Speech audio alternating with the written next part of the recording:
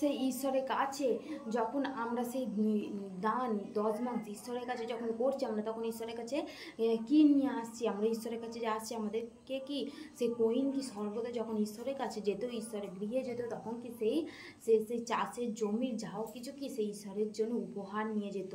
তো আমরা কি সেই কি উপহার নিয়ে যাই ঈশ্বরের কাছে? তো সেরকম কি হেবলও কি উপহার ঈশ্বর, হেবলেরও উপহার কি ঈশ্বর গ্রহণ করিলেন? কইনের উপহারও কি ঈশ্বর গ্রহণ করিলেন না? কইনের উপহার কি ঈশ্বর গ্রহণ করিলেন না?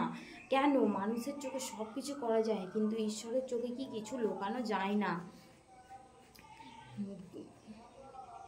মানুষের চোখে কি সব কিছু লুকানো যায়, কিন্তু ঈশ্বরের চোখে কি আমরা কোনো কিছু ঈশ্বরের চোখে কি আমরা কোনো কিছু কি হচ্ছে লুকাতে আমরা পারি না।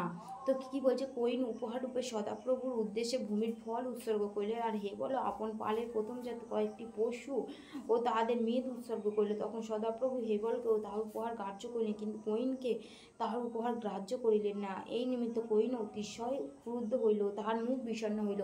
তো হেবলের ঈশ্বর কি, হেবলের সমস্ত কিছু কি ঈশ্বর তার উপহার গ্রহণ করলো, কিন্তু কইনের উপহার কি গ্রহণ করলো না? কারণ কইনের মধ্যে কি সেই সংশয় বোধ ছিল, কইনের মধ্যে কি সেই কি হিংসা ছিল, সে কইনের মধ্যে কি সেই রাগ ছিল, তার মুখ কি বিষণ্ণ হইল।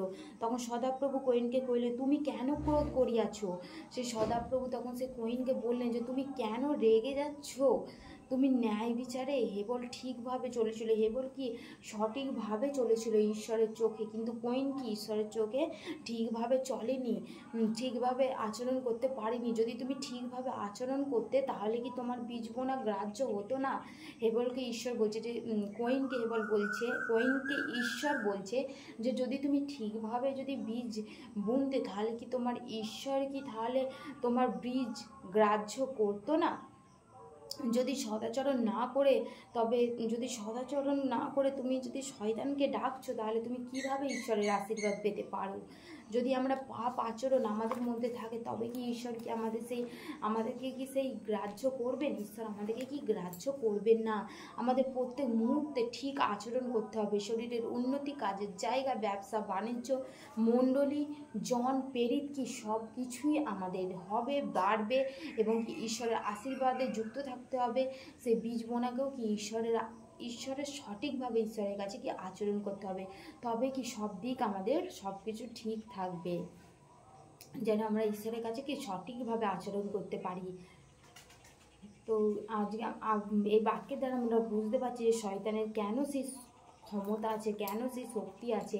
কারণ ঈশ্বর মানুষকে সৃষ্টি করেছেন সেই মাটি দিয়ে, তো যেন আমরা সেই ঈশ্বরের আশীর্বাদ অনুযায়ী চলতে পারি। তো সবাইকে জয় যিশু, hallelujah, praise the Lord, Amin.